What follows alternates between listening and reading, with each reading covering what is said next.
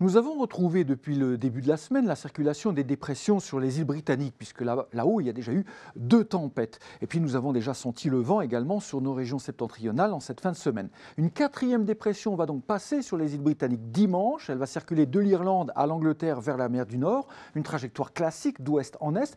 Et cette dépression risque d'être un petit peu creusée avec une basse pression atmosphérique, surtout en filant vers la mer du Nord.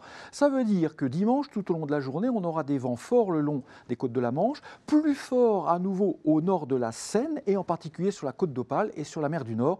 Ça veut dire que les 2 départements du Nord et du Pas-de-Calais seront les départements français les plus exposés à ces vents forts car au plus proche du cœur de la dépression qui va passer en mer du Nord.